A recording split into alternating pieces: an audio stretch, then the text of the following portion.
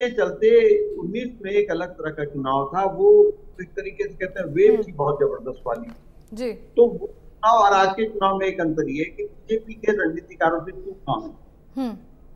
BJP के रणनीतिकारों से चूक ये हुई कि इस बार बीजेपी के रणनीतिकारों को और लगा कि प्रधानमंत्री मोदी का ही अपने आप में फेस है, और अयोध्या के मुद्दे को नहीं भुना पाए। तमाम कई ऐसे मामले थे जिनको लेकर जनता के बीच जाते, वो एक चीज पे अटक गए 400 पार। ठीक है, आएंगे आपके पास, आएंगे पंडित जी। लेकिन इस वक्त की बड़ी खबर हम आपको दे रहे हैं, राजस्थान से आ रही है। अजमेर बीजेपी के भगीरथ चौधरी 3,29,991 मतों से जीत हासिल कर चुके हैं। आपको बता दें कि भागीरथ चौधरी ने सबसे ज्यादा मतों से जीत हासिल की है अजमेर से। बीजेपी के भागीरथ चौधरी 3,29,991 वोटों से जीत चुके हैं। भागीरथ चौधरी ने सबसे ज्यादा मतों से जीत हासिल की है। इस वक्त की बड़ी खबर राजस्थान के अजमेर से आ रही है, जहां बीजेपी के भागीरथ चौधरी ने 3,29,991 मतों से जीत हासिल कर ली है और अब तक ये सबसे ज्यादा मतों से जीत हासिल करने वाले नेता हैं राजस्थान में। अगर हम इस बार के लोकसभा चुनाव की बात करें तो बीजेपी के भागीरथ चौधरी अजमेर से जीत हासिल कर चुके हैं। इस वक्त की बड़ी खबर हम आपको अजमेर से दे रहे हैं, जहां भागीरथ चौधरी ने जीत हासिल कर ली है।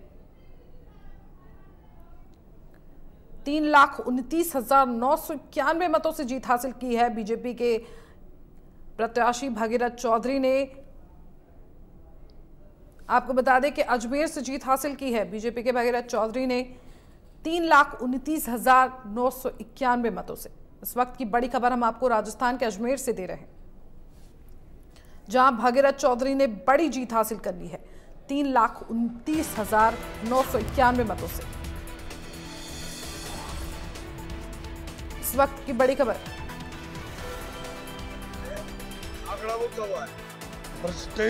परसेंटेज जो 2019 में था उतना ही का उतना ही है। ये है उस टाइम वोट कम थे, फिर भी वोट ज़्यादा पड़े। अब की बार वोट ज़्यादा थे, फिर भी 2019 से वोट कम पड़े।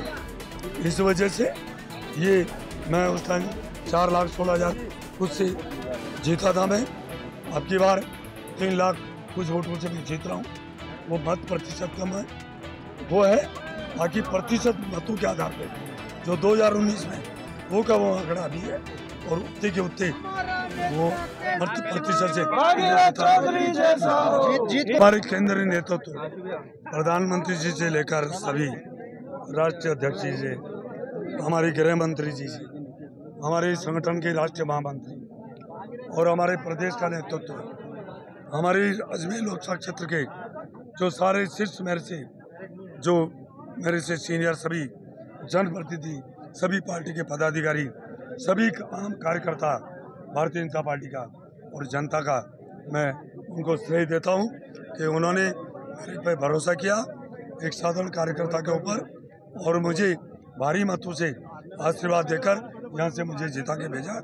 मैं इतना ही कहना चाहूँगा, उनके भरोसे को मैं टूटने नहीं दूंगा, उनके दामन पे कभी दाग नहीं लगने दूंगा। और हमारे देश के यशस्वी प्रधानमंत्री मोदी जी तीसरी बार प्रधानमंत्री बनेंगे, और अजमेर लोकसभा क्षेत्र के 8 विधानसभा क्षेत्र के सर्वांगीण विकास होगा, राजस्थान का होगा, पूरे हिंदुस्तान का होगा, और आने वाले 5 साल विकास की दृष्टि से स्वर्ण अक्षरों में लिखा जाएगा। मैं इतना ही कहना चाहूँगा। हमारे आदरणीय नरेंद्र जी मोदी, आदरणीय भजनलाल जी और सभी जालोर सिवे के जनरल जी और जालोर सिवे और शासक की जनता को मेरे जैसे साधारण कार्यकर्ता को एक साथ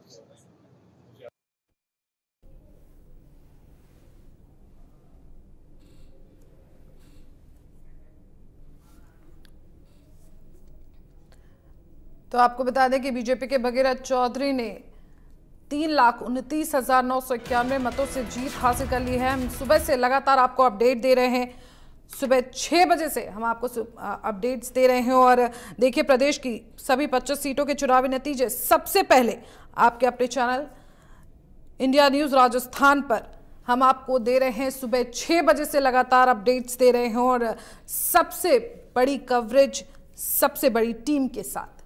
तो लगातार हम आपको अपडेट्स देते रहे हैं और देखिए जिस तरह से 14 सीटों पर राज्य में बीजेपी ने जीत हासिल कर ली है, वहीं 8 सीटों पर कांग्रेस ने जीत हासिल कर ली है।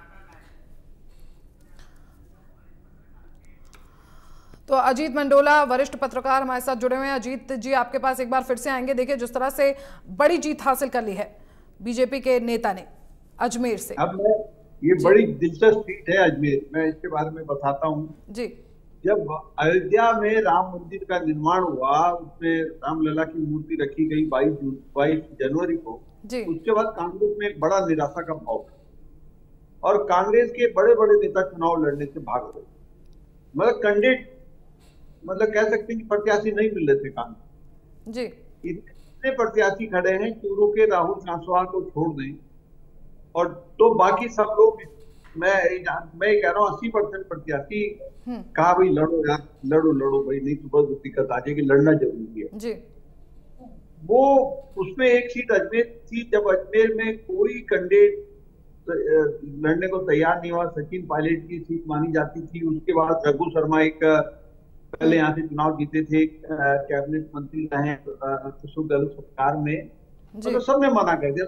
ये जो कांग्रेस के उनका चौधरी रामचंद्र चौधरी जो थे कैंडिडेट, उनको कहा भाई आप, वो बेचारे कई सालों से कांग्रेस का टिकट मांगते थे, तो इस बार कांग्रेस ने कहा ठीक है हम आपको टिकट दे रहे हैं। तो उन्होंने उनको टिकट मिल गया और चुनाव लड़े और उनको हारना था, सबको पता था। तो मैं ये कहता हूँ कि देखिए जब चुनाव की घोषणा हुई तब किसी को नहीं पता था कि ऐसा भी रिजल्ट आएगा। हम मानते थे कि अयोध्या के चलते एक तरफा इलेक्शन होगा जी, लेकिन बात है समय एकदम से बदला। भले ये सीट वो बहुत मजबूत प्रत्याशी नहीं थे, बीजेपी का गढ़ माना जाता है वो, इसलिए ये सीट बीजेपी आराम से, लेकिन बाकी जगह जो भी लड़े, अब मुरारी लाल मीणा दौसा से जो लड़े हैं वो एमपी हैं और जब उनको कहा कि आप चुनाव लड़ो दौसा से, तो उन्होंने कहा मैं क्यों लड़ूं, मेरे हार जाऊंगा, कोई चक्कर नहीं है। फिर पार्टी ने प्रेशर बनाया कि नहीं आप लड़ो, तो वो मतों से चुनाव जीते हैं। उन्होंने सोचा भी नहीं था कि मैं एमपी बनूंगा। तो मतलब कह रहा हूँ कि ये जो कहीं ना कहीं बीजेपी के रणनीतिकारों पे क्योंकि आरएसएस ने अपना हाथ पीछे खींच लिया, बीजेपी अयोध्या के मुद्दे को ढंग से नहीं बना पाई, राजस्थान जातीय राजनीति हावी हो गई, जातीय राजनीति के चलते उत्तर प्रदेश में भी हारी बीजेपी आरक्षण के मुद्दे, लेकिन उत्तर प्रदेश की राजनीति आरक्षण वाली थी और यहाँ की जाति की राजनीति थी कि नाराज थे गुर्जर मीणा जाट, तो उन्होंने बीजेपी को 8 सीटों और 11 सीटों पे झटका दे दिया। पर ये बीजेपी के लिए बड़ा झटका है। वो 11 सीटें जो पिछली बार अगर यहाँ से 11 आ जाती तो थी नहीं कुछ और, लेकिन अब राजनीति में क्या होता है क्या नहीं देखा जाएगा। लेकिन हाँ, अब बड़ा दिलचस्प चुनाव परिणाम आ गया है। तो ठीक है अजीत जी, आएंगे आपके पास, लेकिन इस वक्त की बड़ी खबर आ रही है।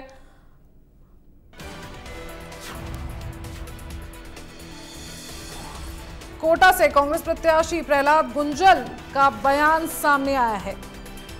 हार के बाद प्रहलाद गुंजल ने क्या कुछ बोला है, हार के कारणों की समीक्षा करेंगे, प्रहलाद गुंजल ने बोला है। कांग्रेस प्रत्याशी हैं, हार गए हैं और अब कह रहे हैं कार्यकर्ताओं की मेहनत का उन्होंने आभार भी जताया है, लेकिन हम समीक्षा भी करेंगे हार के कारणों की, प्रहलाद गुंजल का कहना है। तो आपको बता दें कि कोटा से कांग्रेस प्रत्याशी प्रहलाद गुंजल का बयान सामने आया है। हार के बाद उन्होंने बोला है कि हम अपने हार के कारणों की समीक्षा करेंगे। इसके अलावा उन्होंने कार्यकर्ताओं का आभार भी जताया है। जनता का आदेश स्वीकार है, जनादेश है, जनता का आदेश स्वीकार है। अब कहीं कमी रही है, समीक्षा करेंगे। क्या उम्मीद थी सर? उम्मीद थी कि मैं जीतूंगा, लेकिन अब वो कुछ तो गड़बड़ हुई है, ये कुछ न कुछ कमी रही है, समीक्षा करेंगे इसकी, ठीक है ना।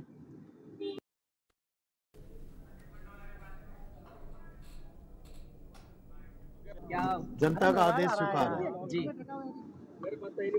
जनादेश है, जनता का आदेश स्वीकार है। कहाँ क्या रहा, कहाँ कमी रह गई? अब कहीं कमी रही है, समीक्षा करेंगे। क्या उम्मीद थी सर? उम्मीद थी कि मैं जीतूंगा, लेकिन अब वो कुछ तो गड़बड़ हुई है, ये कुछ न कुछ कमी रही है, समीक्षा करेंगे इसकी, ठीक है ना।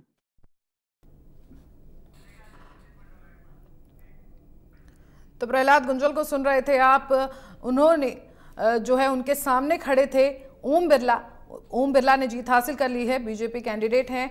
अजीत जी आपके पास आएंगे। देखिए जिस तरह से हमने प्रहलाद गुंजल को सुना, उन्होंने कहा कि अपने हार के कारणों की समीक्षा करेंगे, आखिर क्या हार के कारण रहे उसके बारे में जानने की कोशिश करेंगे। ये भी बहुत दिलचस्प है। प्रहलाद गुंजल बीजेपी से अभी कांग्रेस में शामिल हुए थे चुनाव के दिन जी। वहां पर प्रहलाद गुंजल ने बहुत अच्छा चुनाव लड़ा, क्योंकि वो ओम बिरला के ही कभी सहयोगी रहे थे और वो बीजेपी के एक अच्छे पॉपुलर नेता थे, वहां पे गुर्जर समुदाय से आते हैं जी।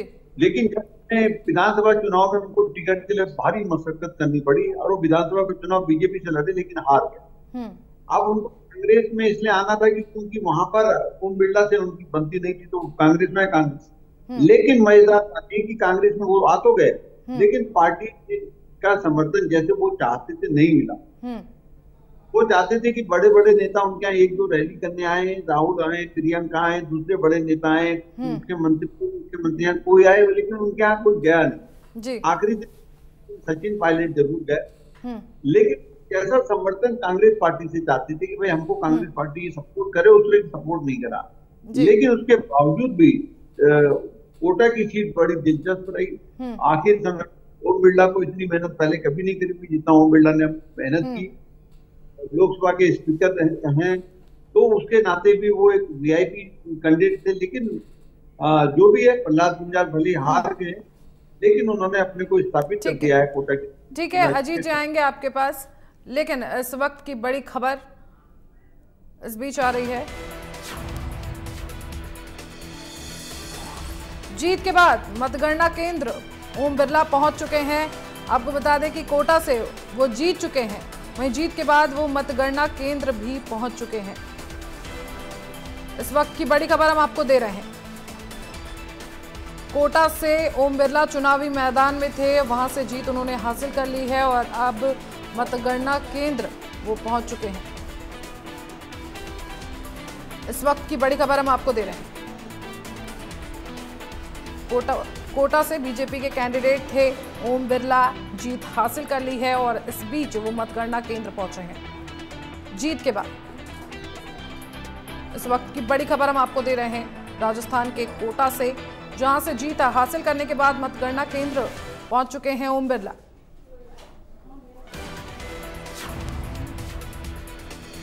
इस वक्त की बड़ी खबर, जीत के बाद मतगणना केंद्र पहुंचे हैं ओम बिरला। बीजेपी के बड़े चेहरे हैं, बीजेपी के बड़े नेता हैं और उन्होंने जीत हासिल कर ली है और जीत हासिल करने के बाद वो मतगणना केंद्र पहुंचे हैं। इस वक्त की बड़ी खबर हम आपको दे रहे हैं।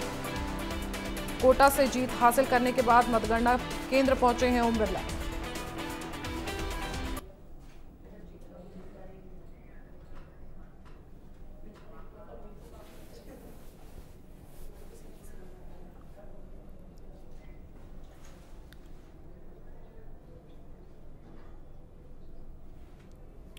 अजीत जी आपके पास आएंगे। देखिए जीत हासिल करने के बाद मतगणना केंद्र पहुंच चुके हैं ओम बिरला, बड़े चेहरे हैं, जीत हासिल कर ली है। बीजेपी के लिए कहीं ना कहीं एक खुशी की भी बात है, क्योंकि एक प्रतिष्ठा भी दांव पर लगती है बड़े नेताओं की जब वो चुनावी मैदान में होते हैं और जीत हासिल करके वो मतगणना केंद्र भी पहुंच चुके हैं। निश्चित तौर पर ओम बिरला स्पीकर हैं, लोकसभा के स्पीकर हैं, अभी 17वीं लोकसभा में स्पीकर रहे हैं, तो वो बड़ा चेहरा तो बन ही गए थे और बीजेपी के लिए बड़ी प्रतिष्ठित सीट थी। वो अपने आप में खुद उनके लिए ये चुनाव बड़ा जीतना बहुत जरूरी था, क्योंकि